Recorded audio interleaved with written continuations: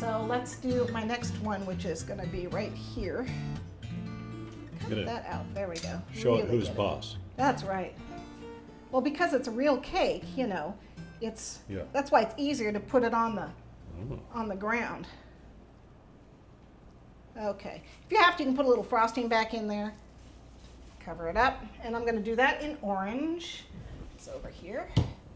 So we're going to do the same thing, except I'm going to roll a little thinner this time. I could have taken that one off and redone it, but Michael's just going to eat it anyway, so who cares? Very true.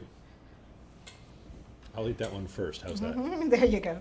Yeah, eat the mistakes first. So I'm going to roll this one just a little bit thinner. Okay. Cut it out with the same cutter. Remember, we're using the back of it. No, they're just saying this is awesome because they've already learned a bunch of great stuff. Well, I would hope you learned Great some tips. Okay, a little bit of color. This one I put a little bit of red on. So the Kiko, any color, any red will do. Doesn't matter. You can use ruby. Patty has a question. Would cutting the leaf out be easier if the cake is colder? Probably. It's been sitting. I could probably put it in the fridge. You just got to make sure you keep this wrap on. It's soft underneath. You don't have a firm surface to cut on. So yeah, chilling it would help. This was chilled, but it's been out under the lights for, I don't know what time it is, for a little while.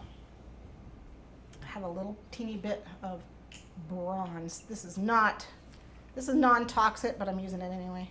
Okay, get it in there. Oh, I missed, it looks like a spot came out. That's okay, I can put that back in. And smooth. And I'll get that piece in there. You can manipulate this to smooth it into those little crevices that and see a little piece came off there? Yeah. Yeah, that's okay. It's just a little bit of chocolate. And you just push We it have to back repair this. How do we repair the damage? How do you repair it? See, I got a little piece of chocolate. Oh, And you just pop it in. Pop. look at that. That's pretty. There we go. And it's hard because I'm leaning over it. I can't really see it very well. There we go. And see, this one's much more flush. Yep. Okay. It's kind of a pain to work with the wrap there, the plastic wrap, but believe me, you don't want the elephant skin. So. Elephant skin? Yeah, when it dries and you cut it, crease it, it'll crack when you cut it. I don't want cracks. Okay, so you can see we're starting, well, I guess you can't really see that. We're starting to build it. So what I'm gonna do is I'm gonna do another one out of the same, I'm gonna put this in here so it doesn't dry out, same color. And you know with the board, you're just doing the same thing, you're just cutting it out. I want to get this other leaf in here so I can show you what it looks like when you do multiple layers. So I want to try and get this other orange one. I got an orange one and a red one to go, and then the multiple layer.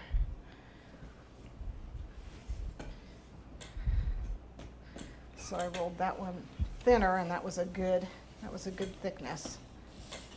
Okay, again, make sure the part that was on the counter is the part that goes on here. It's the non-rounded part, face down. Okay. I'm gonna cut the red one out too while I'm at it. Let me grab the red. It's the same size. Where did you get your veiner? This veiner, I think I got it from Nicholas Lodge. It's a grape leaf, maple leaf veiner. I love it. This is the most beautiful veiner. He also has the green cutters. They're very ornate, and they have a lot of little, really pointy parts on it. So they look really good, but for this cake I wanted something a little more simpler just because it's easier to cut out and easier to fit the piece back in. Something you want to consider when you do the marquetry. Okay, I'm not going to bother coloring this. Pretend I colored it. Okay. Same as before, same as the other two. Yeah, same as the other two. Well, the red one I actually put, what did I put on that? I put a darker red, a darker color on it. I put some grape on it. Ooh. This is Crystal Colors. This is the one from Beth Parvo. So with the red one, that's how I colored it. So you saw the orange one already. And the red one, I just put a little grape. Purpley. And then again with that bronze. That's what that is. I think it's golden bronze. What is this? Yep, golden bronze. I can't help it. I love that fall color. Pretty, huh?